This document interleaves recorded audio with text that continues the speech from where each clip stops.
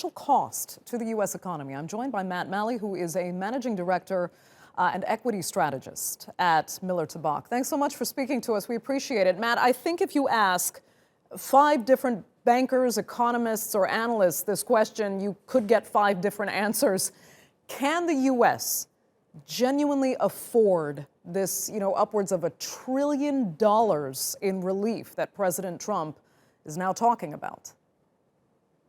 Well, it's obviously a tough time to be doing that with the level of debt in the world and in the U.S., of course, being so high. But I think the American, the government, at least the Trump administration, I think American people are now coming to the belief that this is a war. It's obviously a completely different kind of war than we've had in the past. But in war times, you run up very sizable deficits.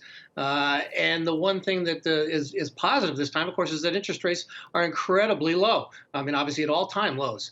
So the cost of servicing that debt will be a lot lower. And of course, the big thing here is that the feeling is anyway, and hopefully, this is not World War II again that lasts many years, but it's one that lasts several months.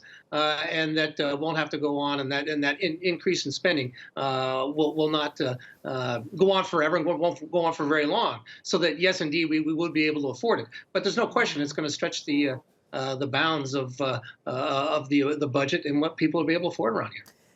Okay, Matt, but I mean, twofold question then here. I mean, the last time we saw those, negative really interest rates led up to the 2008 financial crisis. It just wasn't realistic, kind of providing free money in any sense. And anyway, if you think those interest rates are good, why haven't markets responded? There seems to be no confidence among investors in spite of those interest rates and this, upwards of $1 trillion aid package. Well, yeah, there's no question. I mean, it's interesting because when this whole thing started and when the coronavirus first came out as an issue in January, I was saying people should definitely be raising cash, selling some stocks, raising some cash so they can take advantage of a deep decline in the stock market. And I really pushed that in February when the bond market and gold markets were reacting to the coronavirus and the stock market wasn't. But now I think things are kind of swinging. People were way too complacent then. It may be swinging a little too far to the other side right now. But the reason why there isn't any confidence is because people don't know what the fundamental values are. We don't know when this is going to end, so we can't make earnings estimates for the year and try to figure out what the PE ratio, what the correct PE ratio should be for the underlying value for the stock market. That makes it very, very tough. And and the other thing too, of course, is I think rattled people this week is that there's no place to hide. Gold is not rallying; it's selling off, and the bond market is actually selling off, which is of course is causing rates to go up a little bit.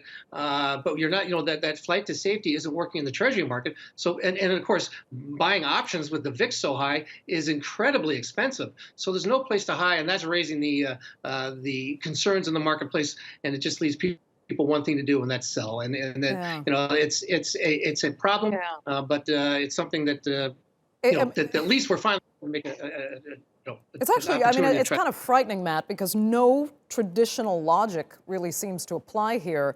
But let me ask something. I mean, we've now heard Republican Senator Rick Scott come out and say he will not support any bailouts for large U.S. corporations in the face of this virus. He's taken moral issue with it, saying the public shouldn't have to boost companies who've been booking profits for years now.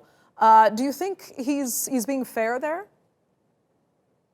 It's funny. I don't, to be honest with you. And I'm somebody who felt just the opposite during the credit crisis, because a lot of the companies, especially the financial institutions that got bailed out back then, it was their own fault that they fell into that position, way over leveraged themselves.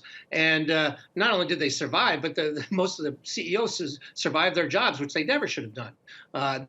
This situation, it's not like Delta Airlines knew this was coming. It's not like the hotel industry knew this was coming or should have known this was coming. There's no way they could have known. Whereas back then, they definitely should have seen this something like this coming.